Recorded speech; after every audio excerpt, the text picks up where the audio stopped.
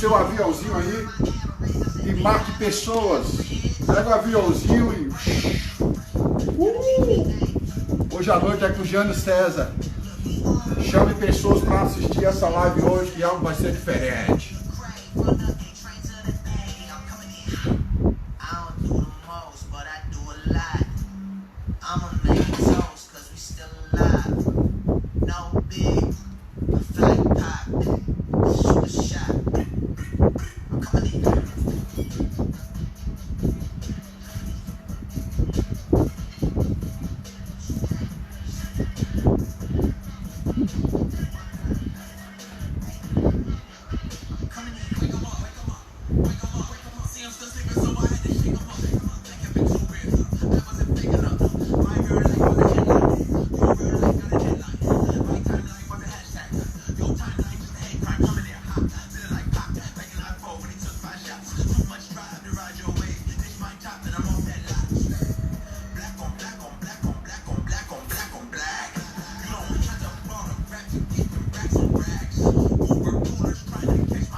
Chame pessoas. Marque pessoas. Hoje é Jânio.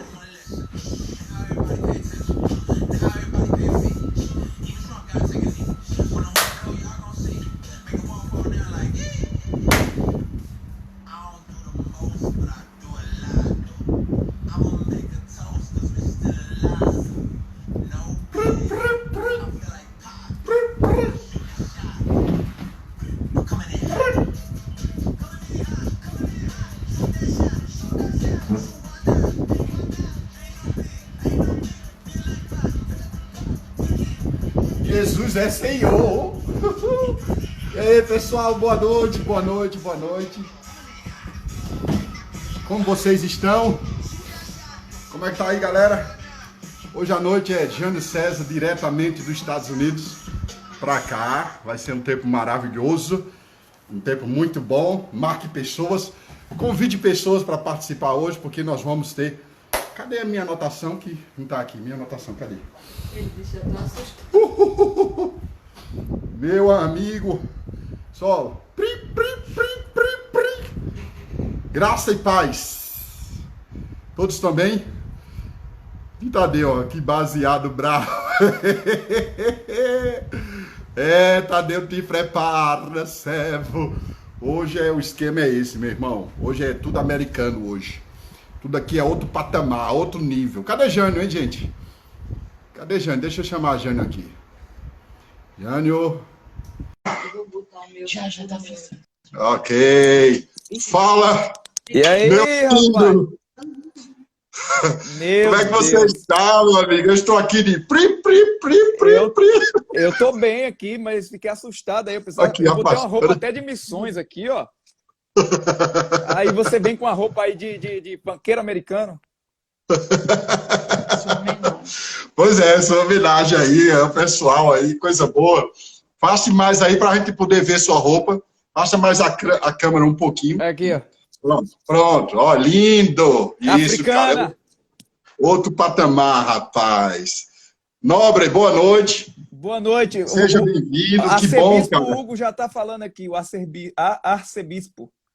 Ah, Já tá falando aí Falou? o arcebispo. ele disse o quê, hein? Tá falando um monte de coisa aí. O cabo que mais fala na live é o arcebispo Hugo. É, ele tá dizendo que você tá gordo, mas é a quarentena, né? É nada, rapaz. Eu, para engordar, eu acho que só no céu, viu?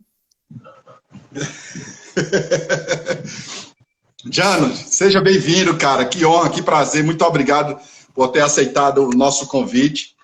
E eu tive que fazer jejum e oração para que você pudesse aceitar esse momento maravilhoso aí. Ei, isso? apresenta aí pro pessoal e nós vamos conversar, bater um papo legal. E vai Cadê ser o bênção povo? aí para acrescentar na Tem vida gente aí do povo. pra gente. Eu vi aí, tinha 300 pessoas ontem, rapaz. Até violino. Pelo amor de Deus, até violino ontem tava tocando. Pois é, ele marcou comigo para a segunda semana de junho. Vai ser um tempo maravilhoso. E tem outras bênçãos aí também para chegar, né? Amém, Graças- amém. Você está abrindo portas aí junto com o pessoal, graças a Deus. E a gente está alcançando o objetivo correto mesmo, que é trazer paz, alegria. Jane, cara, deixa eu te falar uma coisa bem interessante. Pessoas mandaram mensagem para mim, rapaz, de que elas estão sem dormir, né? Elas estão passando o dia também bem atribulado com as situações. Sim. Eu costumo dizer, a gente que está colado, eu tenho você para conversar, a gente se conversa no WhatsApp, eu tenho o Apóstolo Guto, tem Perilo, né? Que a gente está sempre em contato com o pessoal do ministério, a gente está sendo bombardeado pela palavra da fé, então a gente vai se controlando, né? Às vezes a gente está sem feira em casa, sem dinheiro, sem alguma coisa, mas a gente está ouvindo pessoas maravilhosas, isso aumenta a nossa fé, faz com que a gente fique bem, faz com que a gente vá... Mas tem gente que está tão longe, cara, tem gente que não está perto do pessoal do ministério, não está perto de um parceiro de fé, não tem contato com você para estar ouvindo um cara como você e outras pessoas que vai trazer, sabe? Cara, fica firme, cara, avança, estou orando por você, hoje eu orei por você. Então, rapaz, a mensagem que eu estou recebendo, cara, de pessoas que tá passando mal. E essas lives, e muitas dessas pessoas, elas estão curtindo aqui com a gente, ela está perturbando a gente, ela solta as piadinhas delas, mas o que eu acho bom disso é que eles estão liberando o que está dentro dele, né? Amém. Amém. Então, o que você está falando é muito correto. Tem muita gente que está sem esperança, né? Nesse momento, sem expectativa. E isso não é bom, né? A gente tem que, de alguma maneira, trazer alguma coisa que gere esperança, que gere fé. Eu acho que também é a questão muito que hoje está muito banalizado. Hoje morreu porque era velho, não tem letalidade, não tem. Então, assim, o valor da vida humana é muito. Está banalizado. Quando a gente coloca que a pessoa ela é a coisa mais especial para Deus, que não importa a idade, não importa como ela se encontra, não importa onde ela está, então faz com que a pessoa se sinta amada. A gente, quando você se sente amado, você busca ligar para o Abraão, pastor Abraão, para o bispo Guto, para qualquer outra pessoa, porque quando você se sente amado, você sabe, eu quero ajuda porque eu sou uma pessoa especial. Então, quando você não se sente amado, você se exclui, você vai para um quarto até ficar amigo e morrer. Então, hoje o que nós precisamos, principalmente a igreja no Brasil, voltar a falar um pouco mais sobre o valor humano. Né? Hoje, eu acho que a gente, a igreja brasileira, de uns tempos para cá, a igreja brasileira hoje é uma das que melhor sabe sobre política. Só que ela é uma das que está perdendo o saber de amor de Cristo, amar uns aos outros. Eu acho que é isso que a gente está perdendo um pouquinho. E se nós, que somos, como você falou, pessoas que podem ajudar, se a gente tiver um discurso de, olha, há uma saída em Deus, Deus continua te amando, Deus tem algo para a sua vida, Deus tem um plano perfeito, ainda que estamos no caos, a gente tem que entender que as pessoas vão querer esse plano perfeito. Agora, quando a gente começa a mostrar que certo tipo de pessoas... Eu estou achando... Você puxou um assunto agora e eu vou escancarar aqui. Interrogação e exclamação. Posso falar ou não? Essa nossa live é os bastidores da fé, o que é o ministro. Muita gente, Jane, nos conhece e sabe, a gente sabe disso, que nós somos homens de Deus, homens da fé, pregamos a palavra. Mas esse momento aqui é mostrar quem a gente é realmente. Isso mesmo. Sabe? Mostrar o que a gente é em casa, o que a gente brinca, o que a gente pensa, sabe? Mostrar que a gente está dentro de uma situação, mas maior é o que habita dentro de nós. Não tem nada, mano. Não tem nada que tire a gente do foco. O que a gente fala no púlpito, nas conferências, é o que a gente é em casa. E eu quero que você fique bem à vontade mesmo, sabe, cara? E assim, eu vejo que poucas pessoas têm esse contato, como você falou, com as pessoas boas que a gente está tendo das lives, você, o pessoal do ministério, liderança, tudo e tal. E a questão do valor de ser amado. Por exemplo, eu falei com o apóstolo Guto essa semana, ele me respondeu, e você, assim, você não fica acanhado de saber que Deus te ama, porque uma pessoa grande no ministério fala com você com os mesmos olhos de Deus. Então, é uma das coisas que eu prezo na vida e no ministério, é que cada pessoa ela tem um valor diante de Deus. Quando a gente fica na pandemia colocando a culpa que o vírus é chinês, o vírus é da Austrália, o vírus isso, aquilo, outro, a gente pode colocar que foi um governo, a gente pode colocar que foi uma ideologia, mas nós nunca podemos colocar que a nação, o nome de um país representa o que é mal para nós. Nós nunca podemos fazer isso, principalmente quem é missionário. Quando eu vejo alguém falando que um país tem raiva disso, isso, aquilo, outro, as pessoas ficam com raiva daquela nação. Então depois vão falar de missões e dizer, minhas nações, mas publica que a China não presta, que a Tchecoslováquia não presta. Nós precisamos fazer a definição de quem é mal. Quem é mal, quem usa governos, quem usa coisas ruins, quem usa as coisas do mal é o diabo. Agora, nós temos que entender uma coisa. Deus ama todas as nações. Deus quer salvar a China, a Tchecoslováquia, a Cochichola, qualquer que seja o lugar. Eu lembro de uma história, na época do comunismo muito forte, na Revolução Comunista da China antiga. Isso são histórias missionárias.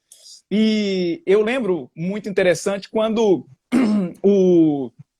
era Mao Tse-tung, era o líder geral da China, da República Democrática da China.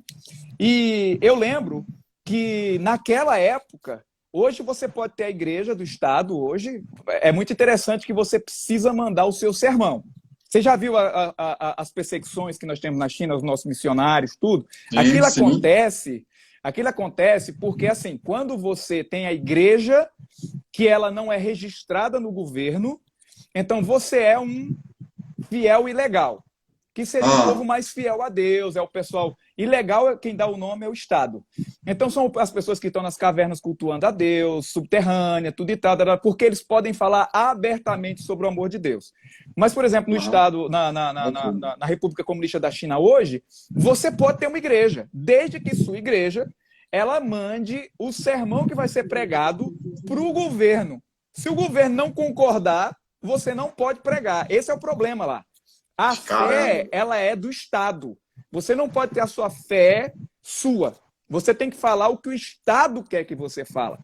Então, esse é o problema. Então, para você ser o crente fiel, como a Bíblia fala hoje, em países como esse, é difícil porque você tem que mandar o seu sermão para o governo, aí o governo diz que você não pode pregar aquilo. Então, você não pode pregar a palavra de Deus. Mas você pode ter, sim, uma igreja lá. Hoje em dia está aparecendo isso no Brasil, só que o problema não é que o governo exige que você mande o seu sermão, é que o povo está pegando o sermão do governo para saber o que pode pregar na igreja. Se essa nação pode ser amada, se essa pessoa pode ser amada. Então eu lembro da história de Mao Tse-tung, e ele perseguiu, ele botou cristãos para morrer, tudo tal, o regime dele.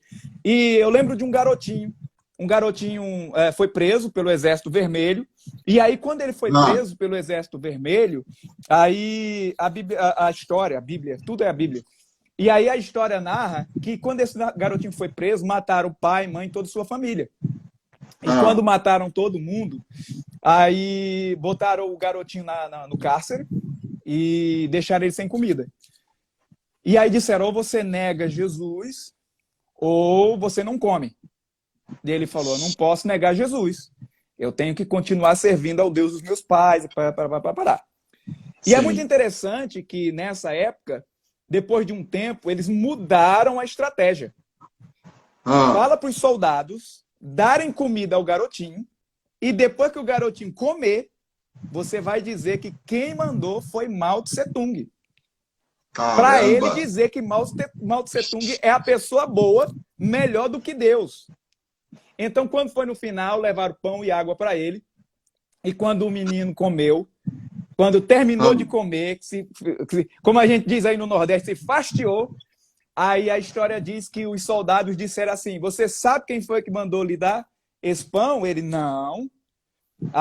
Não, você sabe quem lhe deu esse pão? Ele falou, não, quem me deu o pão foi Deus. Ele falou, não, quem lhe deu o pão foi Mao Tse-tung.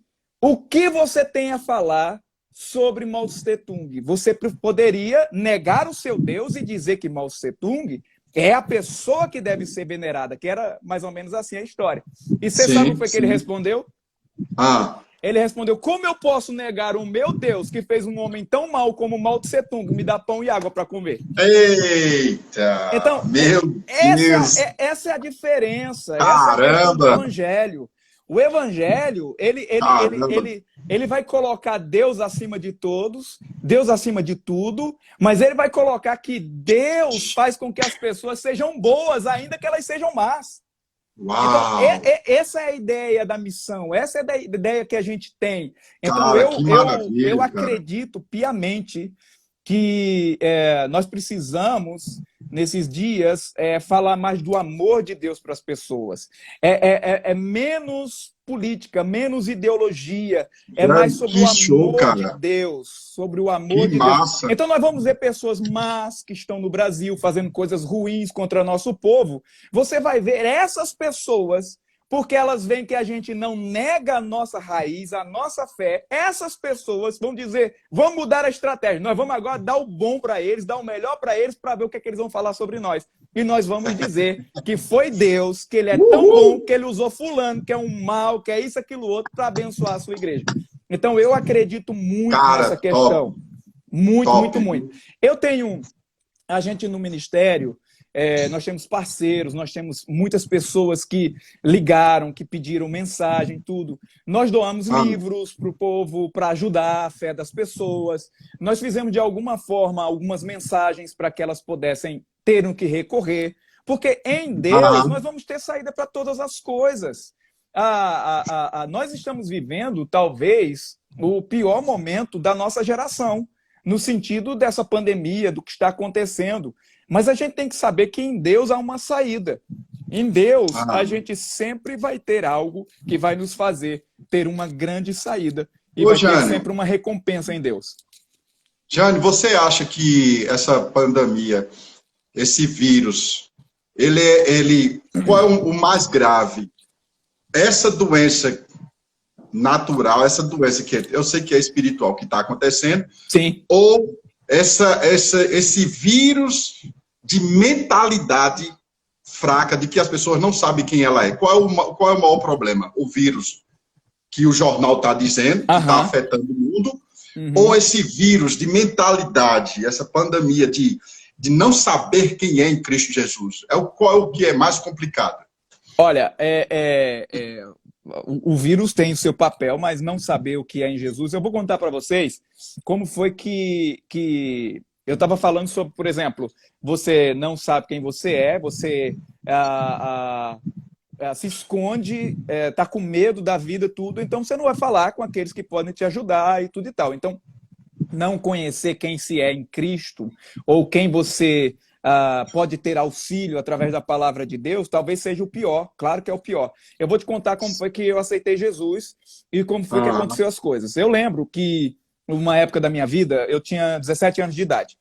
Eu era um jogador de basquete frustrado, eu trabalhava para minha família por parte de pai, na cidade de Arco Verde, e eu lembro que uma pessoa me trouxe um Novo Testamento dos Gideões e disse, olha, eu queria dar esse livro para você ler. Eu nunca tinha lido a Bíblia, né? E naquela época eu estava, por causa de uma influência muito grande das músicas que eu escutava, como Legião Urbana, aquelas coisas todas, então eu ficava muito depressivo, tinha 17 anos de idade, nunca tinha usado droga, tudo e tal, mas eu era uma pessoa que ficava muito triste, eu ficava... não tinha Jesus, não tinha conhecimento, sabia de nada. Então qualquer coisa, quando você está desse tipo, pode te derrubar. E aí, graças a Deus, um camarada chegou com a Bíblia para mim. E ele me deu essa Bíblia, e eu lembro que quando ele me deu a Bíblia, eu fiquei interessado, dei umas lidas, algumas coisas, gostei muito, mas aí, quando eu li, eu falei para ele, olha, eu quero te devolver a Bíblia, Jesus é a verdade, ser crente é a saída, tudo, mas eu quero aproveitar a vida, quando eu tiver velho lá, eu aceito Jesus e vou, porque eu reconheço que você está fazendo a coisa certa.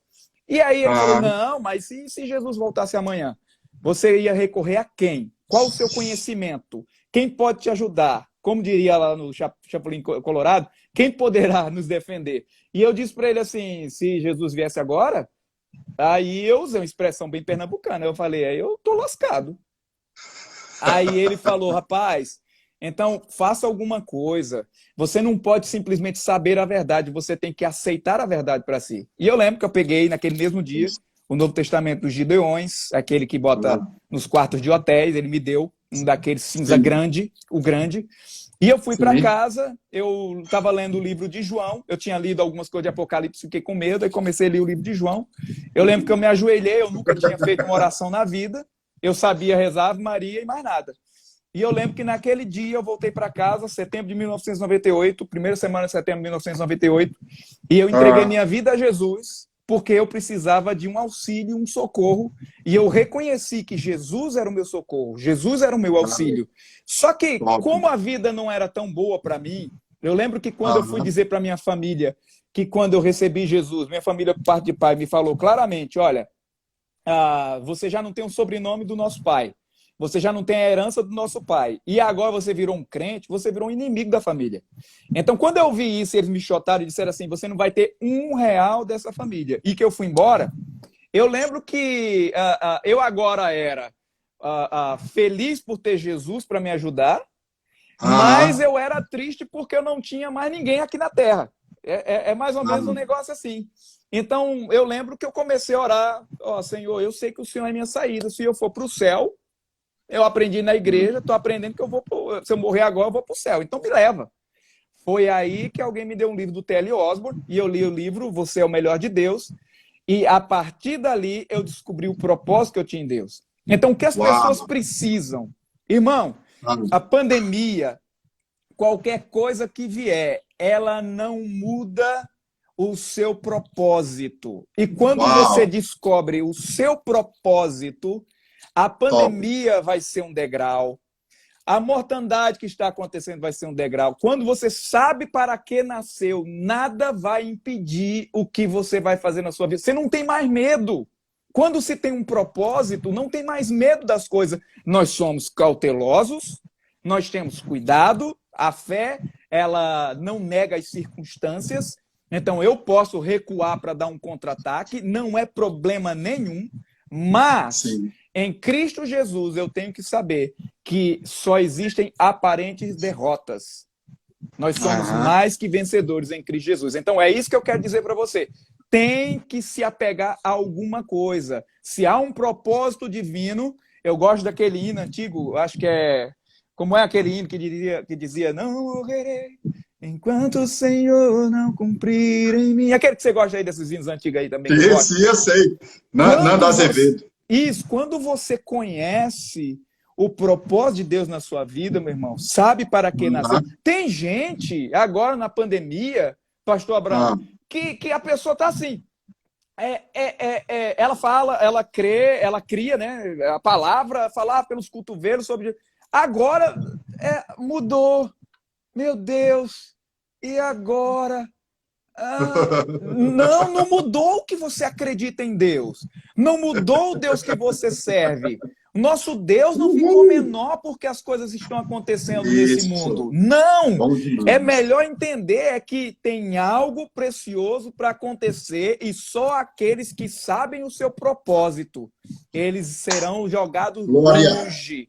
Deus vai colocá-los para longe, para cumprir aquilo que Deus tem em suas vidas. Então, eu acredito que a falta de conhecimento sobre o propósito de Deus nos faz ficar com medo, nos faz ficar nas coisas. Não estou dizendo que nós vamos negar o que está acontecendo.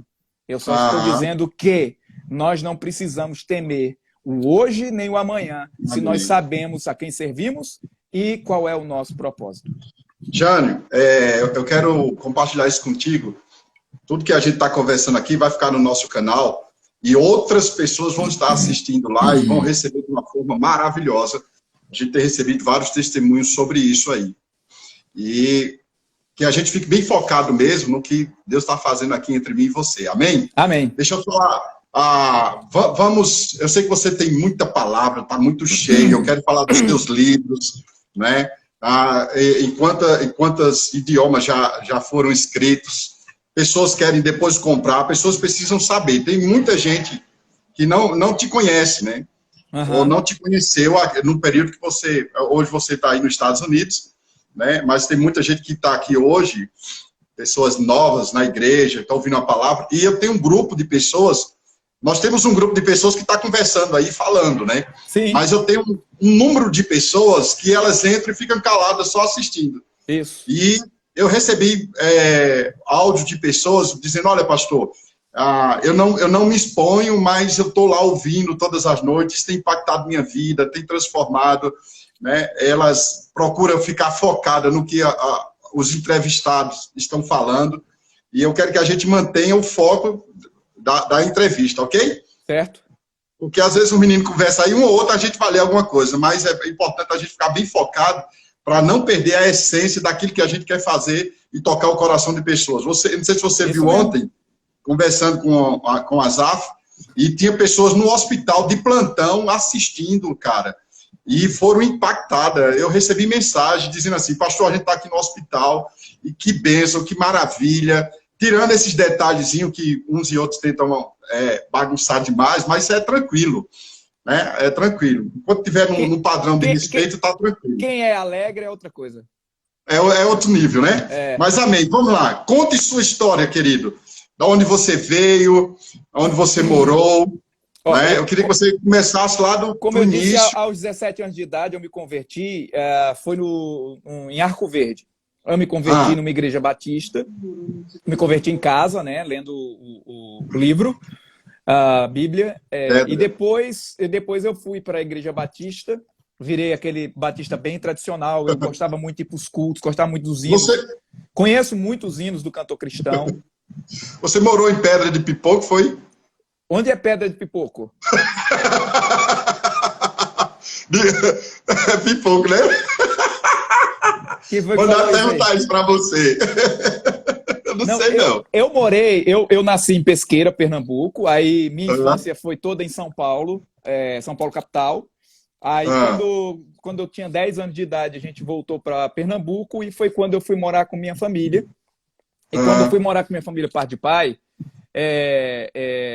com 17 anos eu me converti e foi quando eu saí da casa deles. E eu fui enxotado, né? Eles falaram, eu contei no livro Confissões de Fé para uma Vida Vitoriosa. É isso o nome do meu livro? Nem lembro mais o nome do livro mais. Mas eu contei no livro Confissões de Fé, alguma coisa. E aí eu lembro que quando eu estava me converti, então eu perdi tudo. Eu não tinha nada. É aquela velha história da pessoa pobre que está na enchente e que a televisão vai fazer a filmagem e pergunta, né? O que foi que aconteceu? Eu perdi tudo. E a pessoa não tem nada. Era eu. Eu não tinha nada. Eu não tinha nada porque quem tinha tudo era minha família. Eu vivia às custas trabalhando do meu trabalho, mas eu vivia para a minha família, fazia as coisas todas. Quando eu me converti, eu não tinha nada em meu nome, e eles disseram assim, ó, bye bye. Isso foi na cidade de Arco Verde, então eu disse para eles, então eu vou vencer na vida sem o nome de vocês e vou vencer na vida com o nome de Jesus. E eu lembro que, pouco tempo depois, eu conheci eu fui um culto de uma igreja chamada Verbo da Vida, que foi... Pedra de Pitoco. Pitoco. Não, isso é coisa de Guilherme lá em Caruaru. Guilherme era negociante lá, pai. Tinha negócio ali na Vila do Papelão. Aí, em Caruaru. Ele era conhecido como o rapaz do cedro ali da região do Curtume. Quem é de Caruaru aqui conhece essa região que eu tô falando. Guilherme. E aí, um abraço para você, Guilherme, aí, beijo para o Uruguai. E aí, o que acontece? Eu lembro que buscando muito a Deus naquela época, tudo, li aquele livro do Telly Osmo depois de um tempo, e aí eu comecei a perceber que eu tinha que fazer alguma coisa da vida para Jesus. Então, eu não tinha família por um lado, a minha mãe, minha família materna muito pobre, eu disse, eu vou fazer alguma coisa na vida. E comecei a trabalhar voluntariamente na igreja. E quando eu comecei a trabalhar voluntariamente na igreja, o pessoal começou a dizer... Olha o que o Guto está dizendo contigo aí, ó. É o apóstolo, rapaz. Eu tenho uma história do apóstolo. Se vocês chamarem aí mais 50 pessoas, eu conto, viu? Lá em Angola, que ele fez comigo. Eu conto mesmo. Pensa no negócio bom é você ficar 30 dias com o apóstolo em Angola, viu? Legal demais. Aí, Eu Eu lembro que buscando a Deus, pregando, fazendo. Aí comecei a fazer evangelismo. Eu comecei a gostar de fazer evangelismo, não sabia nem o que era. Falar no meio da rua para as pessoas, falar sobre Jesus. Aí comecei a fazer a parte no teatro com o pessoal e comecei a aprender música. Rapaz, Pastor Abraão, era tão ruim, mas tão ruim, que eu cantando, a minha palma desafinava a música. Eu batia a palma fora. Eu não sabia fazer nada. Aí, irmãos, eu falei assim, eu cheguei no único cômodo da minha casa que tinha porta, que era o banheiro, uma miséria da bexiga. Aí eu fui, me ajoelhei do lado do vaso e falei assim, Senhor, eu não tenho família. Eu não tenho mais o nome da família. Não tem dinheiro. Não tem comida. Não tem nada. Aí eu vou para a igreja todos os dias, chego na igreja, eu fico lá de joelho orando e o pessoal da Batista dizia que isso era muito extremismo. Então eu disse assim, até na igreja estão dizendo que eu estou fazendo a coisa errada. Então, eu quero dizer, eu ficava dizendo assim, rapaz, o que é que eu vou fazer? Eu não tenho nada. Olha isso aí, ó. Falando as contas aí, as coisas aí, ó. E aí, rapaz, eu falei, por que eu vou fazer da vida? Aí, rapaz, eu tranquei o banheiro um dia, minha família estava em casa, minha família parte de mãe, uma miséria. Eu tinha 17 anos ainda, logo no início que eu me converti. E eu lembro que eu me ajoelhei ali e eu falei, Senhor, eu falei isso, viu, gente? Eu não acredito nisso. Eu sou feio, não acredito nisso. Não tem ninguém que gosta de mim. Não tem talento nenhum. Falava ruim demais, era muito, muito tímido, muito tímido. Eu lembro que eu ia na padaria, você lembra que aquela velha posição que a gente faz assim, ó, que bota o braço aqui? Então eu ficava lá na fila, eu era tão tímido que quando a moça dizia assim, quantos pães, menino? Eu olhava para ela e falava, eu não quero mais não, e saía correndo, envergonhado. Porque era a miséria que eu vivia, então eu tinha problema por causa da miséria. E aí, eu lembro que nessa época eu estava lá naquela oração e disse, Senhor, não tem talento nenhum, não tem dom nenhum. Os meninos sabem falar, os meninos sabem tocar, cantar. Eu não sei cantar, eu não decoro as letras da música e eu não sei bater palma afinado, eu desafinava batendo palma. Aí eu ali de joelho, eu falei assim, eu lembro como hoje, aquela cerâmica de casa de pobre, aquela bem verdinha, aquela verde. Sim, não, porque tem a avermelhada, mas tem a pior, que era aquela verde. Então eu tava naquela verde ali do lado e de joelho ali, pelo menos tinha a cerâmica, não era o buraco, porque eu morei nas casas que tinha o buraco. E eu lembro que eu falei, Senhor, me dá um talento, me dá um dom, alguma coisa para eu poder te servir, porque eu queria era estar ali na frente junto com o povo que está cantando, eu queria estar ali na frente junto com o pastor que está pregando, mas não sei fazer nada. E aí, rapaz, eu fiz essa oração, aí no outro dia na igreja falaram, rapaz, a gente vai ter aqui uns violão, que você quiser pegar para aprender, você pode pegar. Eu peguei um violão e aprendi a tocar violão sozinho, e foi daí que eu comecei. Eu comecei tocando na igreja, aprendi violão, aprendi as coisas tudo de música, e aí comecei a ser convidado para fazer as participações, e nas participações eu comecei a fazer música, e comecei a pregar o evangelho para as pessoas, e as pessoas começaram a dizer, olha o menino da roupa só, que era, eu só tinha uma roupa para ir para o culto, o menino da roupa só, do sapato furado, rapaz, ele consegue falar e tudo e tal. Aí comecei a pregar nas praças com o povo, eu levava o violão, eu sabia andar, aprendi a andar de perna de pau, juntava o povo e foi aí que eu comecei a fazer. Minha primeira cruzada eu fiz desse jeito, eu tocando o violão, um monte de gente na perna de pau, entrei no carro de som e comecei a pregar o evangelho. Isso eu tinha 19 anos de idade quando comecei a pregar. Então essa é a minha história. Do 19, eu completei essa semana 39, são 20 anos, quase 20 anos pregando o evangelho, porque um dia eu pedi um dom a Deus para poder servi-lo. Meu Deus. Cara, tu conheceu um dos maiores evangelistas, não foi? Rapaz, como você foi selecionado para entrar no trabalho dele ali? Rapaz, foi uma honra para a gente, uma alegria quando a gente viu que você foi selecionado. Foi maravilhoso. Conta aí. Quando foi em 2006... Não, 2003. Eu já pregava vários lugares. Aí eu já fazia as cruzadas, tudo, em 2003. Eu mandei uma mensagem em espanhol para o escritório do Reinhard Bonk, na Alemanha ainda, não era nos Estados Unidos, que hoje é em Orlando. Sim. Quando eu mandei para eles, eu nunca recebi a mensagem. Eu mandei as fotos das cruzadas que eu fazia em Caruaru, da forma que eu fazia lá, aquelas cruzadas dentro dos auditórios, nas igrejas Verbo da Vida, e nunca recebi uma mensagem deles, a não ser aquelas coisas automáticas, que chegava carta, chegava aquelas coisas todas do ministério dele. E aí eu lembro como hoje que, quando foi no ano de 2006, 2005 para 2006, um profeta... Tu estava morando aonde? Eu estava morando até 2006, eu morava em Caruaru. Aí a gente estava em Mardunas. Sim. Me colocaram para falar 10 minutos em Mardunas. O pastor fez comigo, falou, não, prega aí no meu lugar 10 minutos. O Edilson de Lira pregou também. Quando terminou, só que eu já estava viajando, já estava pregando tudo e tal, fazia cruzadas. Quando terminou, isso é acho que 2005, 2006. Aí vem, rapaz, lá o caba me puxou pelo braço e levou lá. Quem foi para Mardunas alguma vez, tem uma lagoa.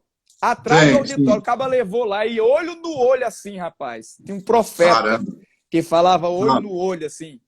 E ele falou, homem de Deus, você sabe quem é? O zóio verde assim, Gilson Lima, olhando para mim. Foi meu professor do Rema no ano de 2000, mas aí ele chegou para mim e falou, assim diz o Senhor. E ele começou, porque era profeta estilo primitivo, era na busca. Não tinha rodeio, não. Ele falou, Deus me mostrou você em cruzadas no mundo todo. E assim diz o Senhor, um homem de Deus, desse jeito, um Elias. Ele vai impor as mãos sobre você e você nunca mais vai ser o mesmo. Ele vai te convidar para fazer uma pequena viagem. Rapaz, eu passei 2 anos da minha vida dizendo, esse homem de Deus vai me mandar uma mensagem, vai me chamar e eu vou para o mundo pregar o evangelho. Porque eu já pregava e eu queria pregar no mundo todo. Aí Gilson Lima falou isso aí, eu guardei aquela palavra. Rapaz, ali era profeta dos bons. Rapaz, quando deu em 2007, eu recebi a mensagem. Não, Fernando é que nasceu em Juriti. Eu nasci em Pesqueira, Pernambuco. Fernando Leal é de Juriti, o apóstolo Guto está falando. E aí eu lembro que eu estava confiando naquela palavra que o Gilson tinha falado, porque para mim, gente, quando o Gilson falava, rapaz, eu ministrei com o Gilson muitas vezes, não tinha aquele negócio de, olhe, talvez, era Deus falando assim, cortando assim, ó, na espada, assim, na pancada. Então tinha um respeito grande pelo que falava, e eu falava todo dia, Deus vai me mandar, Deus vai falar, esse Elias vai chegar. Rapaz, sabe o que foi que aconteceu? 2007, eu estava fazendo escola de ministro em Recife já. Chegou um e-mail convidando para estar com o Reinhard Bonk, o maior evangelista vivo da época, nos Estados Unidos, para ter um treinamento dele, 50 evangelistas do mundo seriam escolhidos. E se eu não queria participar, eu falei... Aí na hora que eu vi o e-mail, eu falei, Elias bateu na minha porta. A mensagem do profeta Gilson. Rapaz, eu mandei o e-mail, eles queriam que eu pagasse $1.000 para poder fazer o curso, fora a viagem. Rapaz, os $1.000 chegaram, a viagem chegou, eu ainda sobrou dinheiro para comprar uma câmera e um computador nos Estados Unidos, e eu tive com o Reinhard Bonk, tomei café com ele, conversei com ele durante 2 dias, e daí abriu um leque no Ministério Christ for All Nations. Todos os eventos que tinha no Brasil, todos os eventos que tinha na África, eu era convidado para participar. Inclusive, a última cruzada dele na África, 2017, ele me convidou pessoalmente, pagou o meu hotel, pagou o meu seguro, o meu visto, fez o trâmite todo, pagou as minhas passagens. Eu não gastei $1 para ir para a última cruzada de despedida de Reinhard Bonk, ainda fiquei na plataforma com ele, convidado, ele me convidou, foi uma bênção. Então eu tive o privilégio de estar com ele. Meu Deus, cara, que maravilha. Cara, gente, e o interessante, para vocês entenderem, isso em 2007, eu recebi esse convite, aí o consulado em Recife negou o meu visto. Aí foi quando eu liguei para o ministério, falei, gente, eles negaram meu visto, mas eu vou, e eu preciso de uma carta de vocês. Aí o bispo Guto, junto com o Carrombé, assinaram uma carta, rapaz, do ministério, dizendo que eu era uma pessoa do ministério, parará, parará, parará. E aí eu fui Top. para... como é o nome do lugar, meu Deus do céu? Eu fui para Brasília. Rapaz, os caras negaram meu visto hoje e 20 dias depois os caras me deram visto. Meu amigo. E aí eu fui encontrar com o Reinhard Bonk e foi ali a primeira vez, logo no início de fevereiro, acho que foi abril de 2018. Fui para lá, passei os dias com ele lá, e o que foi mais interessante é que depois que ele orou por mim, eu saí dos Estados Unidos já direto para a Venezuela pregar, fui pregar na Venezuela naquela época, e eu preguei, depois que ele orou por mim, em 11 meses, em 22 nações. Caramba, meu amigo. 22 nações depois que ele orou por mim, em 11 meses. Eu só tive que parar porque eu fui casar. Ei, cara, e como tu chegou aí nos Estados Unidos, o que você está fazendo hoje aí, o que você está estudando, qual livro vai sair esse ano ou o próximo ano, como é que tá aí? Me conta. Rapaz, que Deus fez aí na tua vida e hoje, agora, como é que tu estás? Rapaz, isso aí como diria apóstolo Janduí. Eu sei que não vai dar tempo não, mas fala aí. Apóstolo Janduí, isso é uma coisa muito importante. Ou como diria o pastor Joselito, é uma coisa brextoniana que está acontecendo agora. Porque a gente estava no melhor do nosso ministério no Brasil. É muito interessante que para muita gente foi como se tivesse sumido. Mas eu tomei uma decisão junto com a minha família, quando eu estava na cruzada do Reinhard Bonk na última 2017, em novembro, e eu tomei uma decisão de viver só para fazer aquilo. Quando eu vi 1 milhão de pessoas quase na minha frente no domingo à noite, Deus falou claramente comigo: olha, você precisa fazer mais isso do que fazer as conferências. E no Brasil, a gente estava com uma entrada em ministérios muito grande. Tinha muitos ministérios grandes que nos convidavam. Se eu quisesse passar a semana toda fora de casa pregando, eu passava. Eu fazia sempre final de semana, porque eu queria estar com a minha família, que eu gostava de ficar em casa e também ajudar no ministério durante a semana, e só pregava final de semana nas igrejas, nas conferências. Mas aí eu fui e falei com o Senhor, eu falei, ok, eu vou fazer isso, mas como é que a gente vai fazer? E a direção que veio, a partir do ano 2018, foi de vir morar nos Estados Unidos, para daqui a gente alcançar mais pessoas com a palavra que nós pregamos, mas que fosse mais outros países, em espanhol, em inglês, em francês, essas coisas todas. Então, o que foi que aconteceu? A decisão que nós tivemos foi largar tudo no Brasil, o melhor conforto que a gente teve na vida. Nós morávamos num dos melhores bairros do Rio de Janeiro, nossa filha estudava nas melhores escolas do Rio de Janeiro. A gente vivia uma vida considerada simples, mas a gente vivia no melhor que a gente podia ter vivido na vida. Porque eu sempre acreditei que, mesmo que você seja próspero, a coisa mais cara que você tem que ter é o fazer por Jesus. O por você não precisa ser caro. Então, mesmo que a gente vivia o melhor conforto que a gente ainda tinha uma vida simples, mas nós tínhamos o melhor que a gente já tinha vivido. E eu lembro que quando eu fui falar para a Jéssica falou: se Deus falou, então vamos embora. Só que não tinha como, não tinha visto, não tinha como fazer. Eu tinha um visto americano de turista, mas eu precisava de um visto para residência. E aí, rapaz, foi quando a gente fez 2 ou 3 coisas, não deu certo. Foi quando o Tiago Garcia falou comigo: Jânio, cara, faz um 3º ano no Rema, porque você vai ter o visto por 4 anos e Deus abre a porta, cara. Porque o que a gente está percebendo aqui, ele, o Renato, até o próprio apóstolo Guto, todas as pessoas do ministério diziam assim: cara, o que a gente está percebendo é que Deus está te mandando para lá e tu tem que ir logo. Então vai-te embora. Faz alguma coisa lá, você pode estudar no Rema, que vai ser um curso bom para você, vai te dar um diploma, e Deus vai, nesse tempo, vai abrir a porta para você. E a gente veio para cá, viemos, eu não pensava em estudar, mas aí a gente fez Ministério Pastoral, eles chamam tipo uma pós-graduação deles aqui, e viemos fazer, e enquanto nós estávamos aqui, Deus abriu as portas aqui, né? Hoje chegou os documentos de Jéssica, hoje, eu fui pegar hoje, para Que ela, bênção. o meu tá chegando esses dias, que a gente vai poder ficar mais um ano agora, sem precisar estudar, porque a gente agora vai estar ligado com o Osborne International.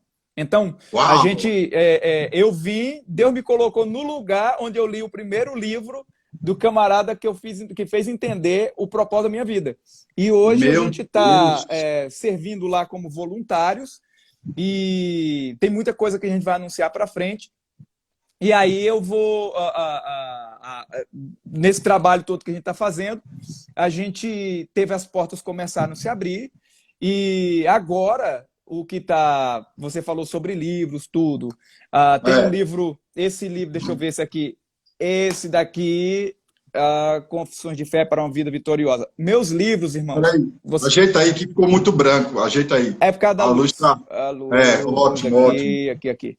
Como é que encontra esse livro, hein? Adquirir esse livro. Livros, quem tem o direito de vender aí no Brasil, tem algumas coisas que vendem, mas todos os meus livros estão no verboshop.com.br, do Ministério Verbo da Vida. Ele que distribui para as igrejas e tudo. A gente só vende para outros cursos que eles compram diretamente com a gente. Mas quais são os outros livros aí? Tu tá com eles aí? Eu não tenho todos aqui nos Estados Unidos. Eu tenho o Marcados pelo Sangue.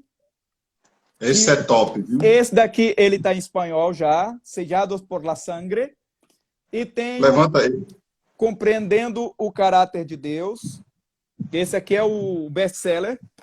Esse Confissões de Fé, ele vai ser lançado em pouco tempo em inglês. Ele já está pronto em inglês. Inclusive, hoje, eu recebi uma ligação de uma das maiores publicadoras, casas publicadoras dos Estados Unidos, para saber se eu não queria fazer o lançamento desse livro por eles. Então, eu estou crendo que Rapaz, Deus... esse telefonema chegou logo hoje, no mínimo, ele sabia que tu ia estar na minha live hoje. Aí Pô, ele já... ligaram para mim, não falaram nada, eles simplesmente ligaram falando que queria o manuscrito em inglês, eles fizeram um contrato através do Facebook, e depois me ligaram, marcaram, agendaram, ligaram para mim hoje, e já estão com ele lá, e vão dizer quando... ou se vão lançar ou não. E como eu agora escrevi nessa quarentena, eu estava escrevendo já antes uma série de 4 livros que eu chamo de As Faces do Redentor. Esses livros vão falar sobre as faces de Cristo reveladas nos 4 seres viventes e o que isso representava para nós. O leão, o boi, o homem e a águia. E eu vou falar sobre redenção nisso, e esses livros estão... Caramba. Já está, dos 4, nós temos 3,5 pronto já, para as edições. E eles já falaram comigo hoje, olha, se a gente pegar esse seu livro... o Guto está falando aqui, ó. Jane, fala sobre o seu livro, Quando a Motivação Acaba. Isso é um livro para você perder peso. Isso é o livro do pastor Guilherme Ardiles. Esse livro não é meu, eu não posso perder peso. Eu não posso nem ler esse livro. É um livro maravilhoso, mas não é indicado para mim. E o interessante, eu tenho que contar a história do apóstolo ainda. E o interessante é que eles falaram... Não vai dar tempo, não. Vai dar tempo, não. A gente só tem 10 aí. Olha, se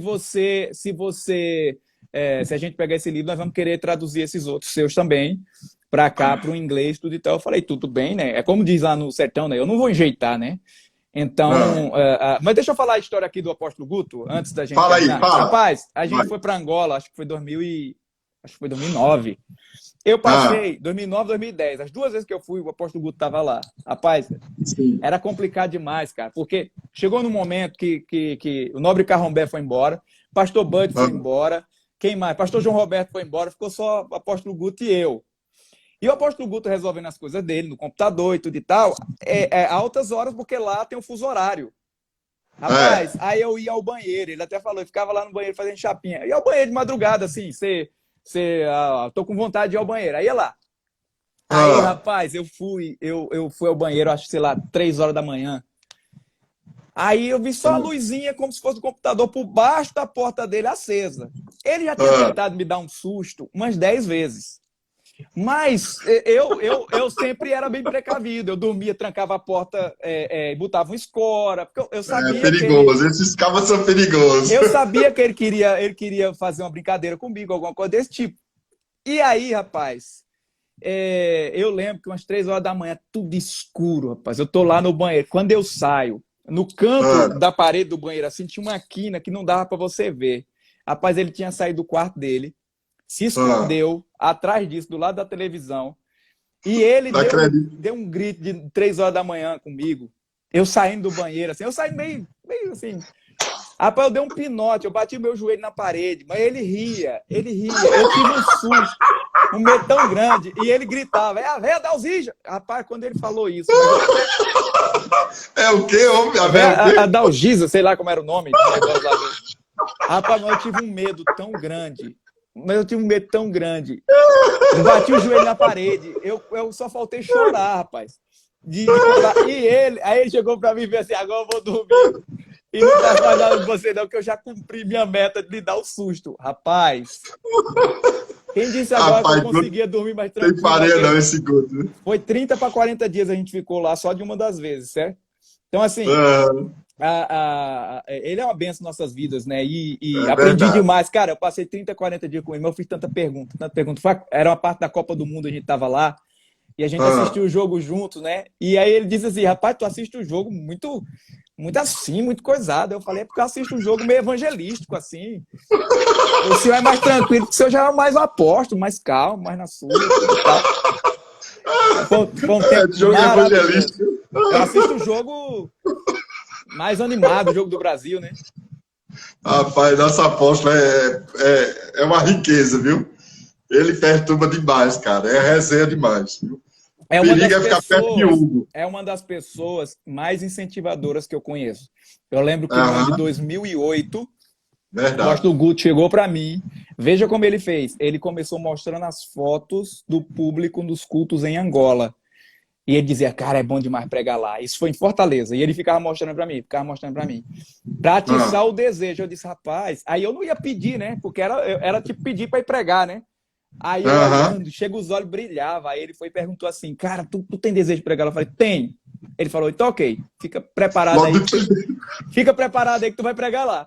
Me mandaram para lá, foi uma bênção. Eu passei a primeira vez em 2009, a segunda vez em 2010, e as 2 vezes eu estava lá com ele, e foi maravilhoso pregar lá em Angola.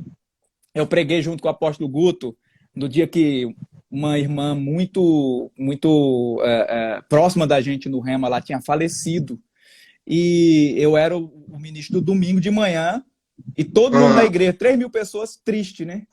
Aí eu falei com o apóstolo Guto, eu falei assim, apóstolo, eu falei, bispo, você é o chefe, então o povo precisa de uma palavra, uma orientação, uma coisa assim, nesse momento de dificuldade, então eu cedo o meu lugar para você pregar.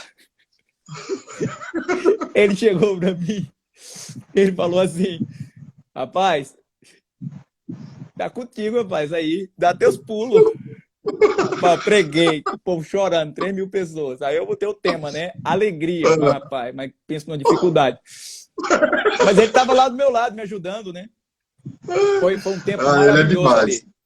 Ele é demais mesmo. Ele faz isso mesmo. O que ele puder fazer para levantar e ajudar.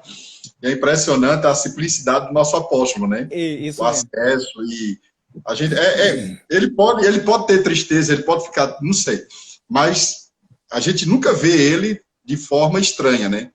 Esses anos todinho, porque eu conheço o apóstolo quando ele chegou na igreja, eu conheço ele quando o Gilson levou ele para a nossa igreja na época, e ele e Sueli ainda era noivo, né? Então, de lá para cá, a gente vem acompanhando a vida de Guto até hoje, cara, é impressionante. Rapaz, deixa eu dizer um negócio para você. Eu tenho um pensamento que... Uma liderança diferenciada. Eu tenho um pensamento que quanto mais você se aproxima de Jesus para servir no ministério, mais simples você fica, porque geralmente as pessoas pensam assim, quanto maior se chega, menos alcançável você é, né? Intocável. E esse pensamento, porque as pessoas pensam assim, é o homem de Deus e ninguém pode tocar. Jesus era o contrário, vinde a mim os que estáis cansados, vinde a mim. Então, isso era o contrário. Ele era o maior nível de ministro e ele dizia, pode vir. E isso a gente vê, o nosso apóstolo, quanto mais ele cresce, quanto mais o ministério cresce, a nossa liderança tem essa característica, né? Mais simples eles são. O pastor Bud era muito simples, né? Então, assim, eu acredito muito nisso. Eu sou muito reservado, mas eu não acredito que você tem que ser a pessoa, o homem de Deus que é intocável, que você não pode falar com aquela pessoa. Eu acredito que nós somos os melhores servos. Se você está mais próximo de Jesus, você vai poder socorrer mais gente. Então tem que ser acessível. Uau! E bom isso, demais, isso cara. nós vemos na nossa liderança, isso é uma coisa muito clara. Verdade. O que é isso aí que tá... Cara, e isso vai refletindo em todos nós, né? Isso Uma mesmo. pessoa como você aí, cara, que a gente também admira, a gente acompanha teu trabalho, a correria, Deus tem te usado muito, né? Muitos aleijados têm sido curados, as conferências que você faz é top. Então, assim, Deus, a gente que vê as fotos, essas coisas, vê o quanto Deus te levantou, né? Mas, assim, sempre que puder ter contato contigo, né, rapaz, a gente se sente amado, a gente se sente, cara, que ministério é esse que a gente está vivendo, né? Que ministro é esse? Quando eu comecei a falar com você, né, e a gente começou a entrar em contato, pela tua correria, por causa do Rema, Sim. Passou uns dias para você poder responder. Mas quando você respondeu, cara, parecia que a gente vinha conversando a semana toda. Né? Essa linguagem maravilhosa de amigo, de parceiro. Isso é gratificante demais, Jânio. Isso é muito gratificante. Amém. A gente teve uma boa escola, né? Mas, olha, é engraçado que tem gente que menospreza isso, tá? Que não gosta. Se você não for aquela pessoa que anda estilo cantando aleluia, aleluia, se você não ficar com aquela cara de espiritual, aquela coisa toda, tem gente que não gosta de pessoas simples, não. Elas vão ter uma decepção muito grande quando se encontrarem com Jesus, hein? Eita! Eu sou muito a favor disso. Eu gosto muito de ser acessível. Eu sou reservado no sentido que eu ainda tenho uma certa timidez. Eu dependo muito do que Deus faz para poder pregar o evangelho, mas eu não acredito que é sendo inalcançável que você é mais ungido. Nunca acreditei nisso. Amém. Homem de Deus, 57 aí, vai terminar já. Eu queria que você orasse pelas pessoas que estão nos hospitais aí, nos assistindo. Amém. Em nome de Jesus, Pai. Pessoas que estão tristes aí, né? Eu queria que você Amém. liberasse. Pai, eu oro por cada pessoa que está em necessidade agora, pessoas que estão na linha de frente. Pai, nós liberamos uma palavra de comando, de milagre, Pai. Uma palavra, Senhor, que vai trazer refúgio para que eles não peguem esse vírus. E também, Senhor, para que eles possam ter saúde o suficiente para enfrentar esse vírus. Que o Senhor traga cura, que o Senhor traga milagre, que o Senhor manifeste em cada corpo, Senhor, o teu poder e o teu dom sobre eles. É isso que eu oro. Nós cremos, nós somos um ministério da palavra e todos aqui que assistem, junto com tua igreja, concorda que os milagres venham sobre você que está assistindo essa live agora, em nome de Jesus. Amém. Perfeito. Obrigado, mano. Deixa aí tuas redes sociais aí para o povo te encontrar e te acompanhar no canal também. Jânio César, aqui no Instagram, e no Facebook é facebook.com/Jânio César, nossa pasta lá, nossa página, e o site é www.janiocesar.org. Você vai ver muita coisa lá, vai poder ter muita informação. Você vai entender tudo sobre o nosso ministério nessas redes sociais que nós temos. Ok. Agradeço a você, a liderança do ministério, Fernando Leal, como é o nome? O Miguel, aquele jovenzinho que fez o vídeo, a Tamires, que é a mãe dele aí, né?